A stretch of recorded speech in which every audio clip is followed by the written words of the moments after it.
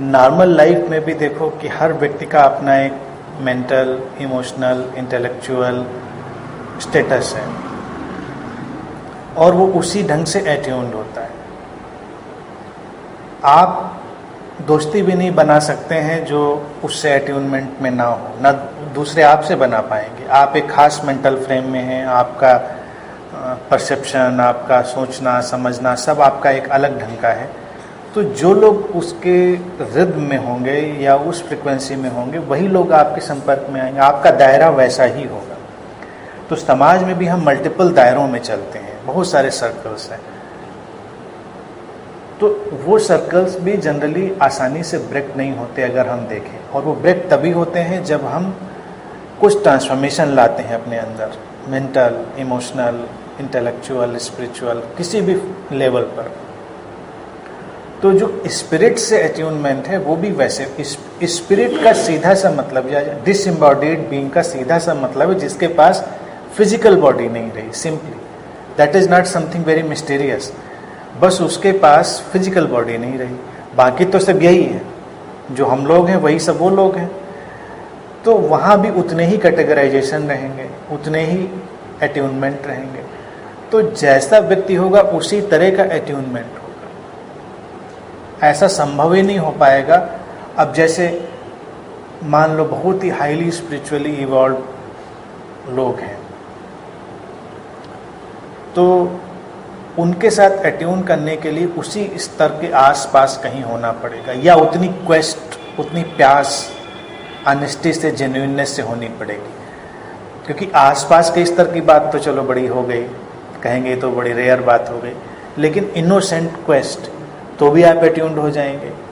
अब अक्सर ऐसा होता है, जो थर्ड आई की भी बात करी, अकल्ट में जो लोग कई फिनोमेना देखते हैं, अगर बहुत हाई एनर्जी फील्ड में कोई व्यक्ति हो, यानी कोई बुद्धा ही हो, बैठा हो, तो अशरीरी तल पर क्या होता है कि जो बीइंग्स हैं वो थोड़ी ज़्यादा समझदार हो जाती हैं, लेकिन पूरी समझदार नहीं होती, थोड़ी अभी से ज़्यादा। तो उनको परसेप्चुअली ये तो लग जाता है कि ये ऐसा व्यक्ति है जिसके पास हमको जाना है, लेकिन वो उसके एनर्जी फील्ड में एंटर नहीं कर पाते। तो वो एक दायरे के बाहर सब खड़े रहते हैं, बैठे रहते हैं बेचारे। अगर वो सुनना भी चाहें तो वो एंटर नहीं कर सकते, क्योंकि वो ट्यून ही नहीं कर पाएंगे। अभी उन्होंने वो टेक्नोलॉजी ही नहीं सीखी कि वो ट्यून कर पाए। तब कभी कभी क्या होता है कि वो जो कोई आ रहा हो उधर सुनने, और वो बहुत क्वेस्ट में हो कि हमको भी सुनना है या उस फील्ड में जाना है, तो वो किसी दूसरे व्यक्ति को मीडियम बनाते, उसके थ्रू, उसके मीडियमशिप के through they can be present, लेकिन डायरेक्टली उनका आना मुश्किल है। ऐसे ही सब दायरे हैं अलग अलग। तो ऐसा कभी घाल मेल नहीं होता है कि इधर का उधर, उधर का इधर चला गया, वो मुश्किल होता है। अभी भी अगर देख लो कि जैसे मान लीजिए कुछ लोग हैं बहुत ही क्रिमिनल मेंटालिटी के हैं और बहुत ही उनका अलग तरह का वो जीवन है, तो आप लाख चाह के भी उनसे कोई ट्यूनिंग नहीं बिठा पाएंगे।